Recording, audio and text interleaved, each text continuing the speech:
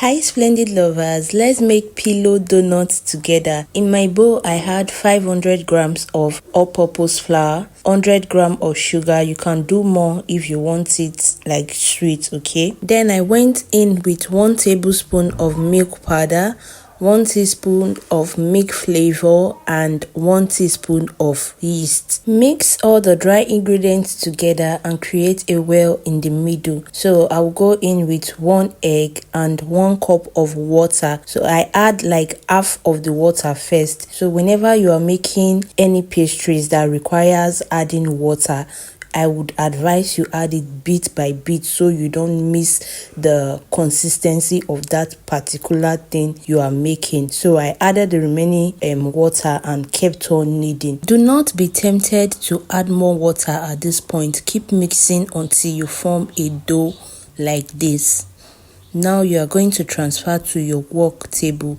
Add in 50 grams of margarine or butter and start kneading. Everything looks messy at this point, but don't worry, it's definitely going to come together. So your donut dough needs a lot of hand workout. So be prepared if you want to achieve a very sleek and fluffy dough for your donuts. You need to do some serious workout because you are going to be kneading this dough for like straight 30 to 40 minutes to achieve a perfect result. So there is actually a unique way to knead your donut dough to achieve that perfect stretchy result. So you want to use your palm to knead your dough. You can see how I'm doing it on this video. Just use your palm to be rubbing it like your dough against your work table. Now we are going to do the dough check to be sure that our dough is ready. You want to cut out a piece of your donut dough and just like stretch it out to be very stretchy, and it's still going to be together and not like tear apart, you get. So once it's like this, you know that your dough is ready. I did this for 35 minutes straight. I was kneading this dough.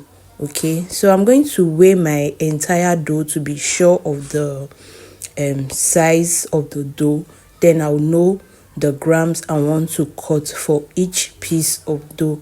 Now you want to cut out your parchment paper, sprinkle like flour on the surface so your donuts will not stick to the parchment paper. The parchment paper is going to help you lift your dough easily and transfer it to your oil when frying. So for my donut dough, I have like 3 sizes of donuts I normally make. I normally make like 80 gram, or I will work with 100 gram and 120 gram. 80 gram is the smallest, 100 gram medium size, and 120 gram the bigger size. For this one, I'm using 100 grams of donuts, so I'm working with the medium size. After cutting out and measuring each donut dough, you want to form them into a ball. You can see the way I'm pressing it together to bring all the edges. Then I will just use my palm against the work table to cut it. Now I'm eating it on the work table to remove any air bubbles. Okay, so this is what we have. I use my kitchen towel to cover it and allow it to rise. So the donuts have doubled in size and it is ready for frying. You need a very low heat to fry your donut. Now you want to do the skewer test to be sure that your oil is ready for frying. Once you dip a skewer into the oil, you will see it like bubbling a little bit.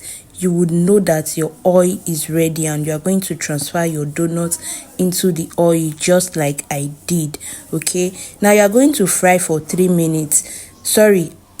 minutes. Okay, 3 minutes on both sides. It's best to check on your donuts 2 minutes after dropping them into the oil so that your donuts will not get too brown more than you would want it to be. See how my donuts are looking pretty. They turned out very soft, fluffy and delicious. You can see the perfect white line. Like, this was so delicious. And yeah, the last one I did got like really brown. You can see the difference in the color, right? So you need to check on your donuts. Don't be carried away. Thank you for watching. I will see you all in my next video. For now, stay happy, stay blessed, and stay safe. Bye bye.